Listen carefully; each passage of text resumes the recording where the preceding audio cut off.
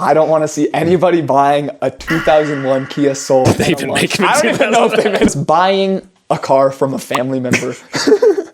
This is the worst. We both come up with our own lists of the worst cars you can buy, and we're gonna go over them in this video. I'm going to the loo. I think I'm gonna poo.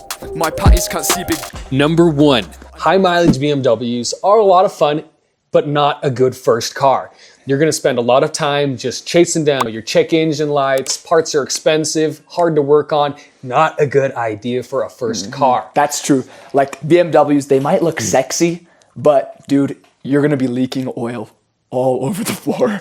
Every kind of fluid you can imagine is gonna be seeping out of its old, crusty, unspeakable fluid. All right. miles. That's a good one. Okay, mine is a nice, expensive car.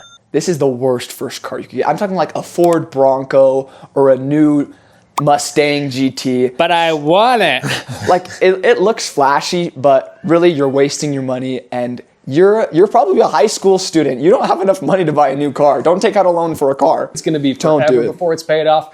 It's gonna depreciate more than you make money at that minimum wage job, and it's just a bad idea. Number 3. This is hard for me because I absolutely love them, but rear wheel drive cars are really bad first cars. I had one. I did too, actually. That's true. Did you drive yours during the winter much? I did drive it during the winter. We put a bag of rice in the back to make sure it would stay down. Terrible. Yeah, I had a 300ZX and then I had a 350 SL. Like I had a bunch of rear wheel drive cars and they were pretty bad in the winter. And also you're learning to drive, you know, it's okay to have these eventually. Get used to driving a little bit before you go straight into rear wheel drive, especially if you're like us and live in a place that there's snow. You know, you're gonna find yourself into a curb. Every one of us does. You know, it's better to just avoid it for the first car, you know, get something a little sensible, but still fun to work on and modify. All right, for mine, I think the worst car you could get is a Chrysler Town and Country specifically. That is false. No, that is totally false. It's my turn to say. You don't want to be that kid at your high school that drives the minivan, okay? It is the most cringe role. Please. It is the best. You see, if you had friends in high school, unlike Sam, you'd be able to pack all your friends in there. They're reliable as crap if you take care of them. And they're just, who cares? They look so Put it ugly. into a fence, who cares? Get a Toyota Previa. Dude, the Town and Country is sick, dude. Those things slap. You cannot put it on the ground. You cannot tell me that there is a good-looking Town and Country on the internet. There may not be a great-looking Town and Country, but there's awesome Town and Countries on the internet. All right, whatever. All right, my next one is a motorcycle. I know. This includes mopeds and stuff like that. They're great on fuel, they're cheap, blah, blah, blah, blah, blah, blah. All right, you can't enjoy the money you save if you're dead. All right, I love motorcycles. I've had a lot. I don't have any anymore, all right?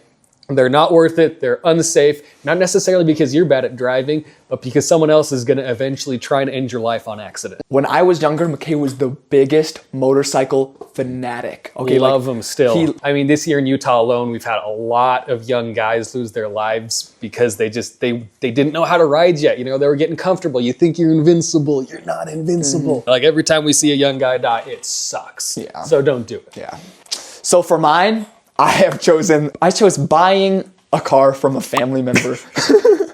This is the worst. I repeat, this is the worst scenario you could possibly end. It can work. It can work out if you're really chill with them, but a lot of the time, something's gonna go wrong with the car. They're gonna come to your doorstep and they're gonna be mad at you. They're gonna say, "You sold me a bad car."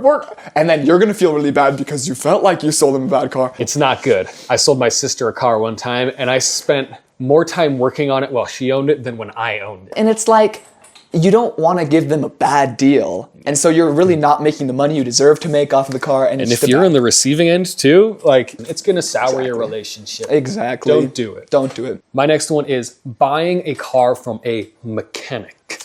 I've owned a lot of cars and I've seen a lot of cars for sale.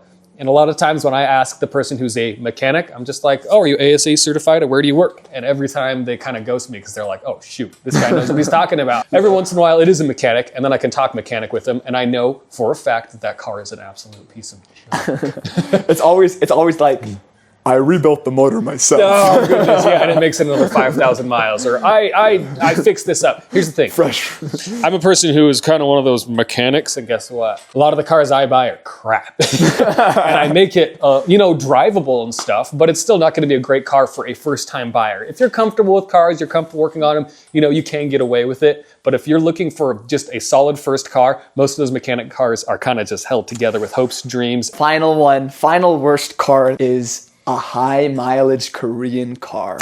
Okay, I don't want to see anybody buying a 2001 Kia Soul. I don't want to see anyone buying. They even make them in I don't even know if they made them in 2001, but I swear they ugly. But here's the other thing. A lot of those ones with the little 4 cylinders, I can't remember which ones they are known to catch fire and have valve train issues, oil starvation, all sorts of stuff like that. We had a friend who had a 2013 Kia, and they're like, hey, this is super great news. My engine that gave out at 120,000 miles is covered in an extended warranty because the engine is so bad.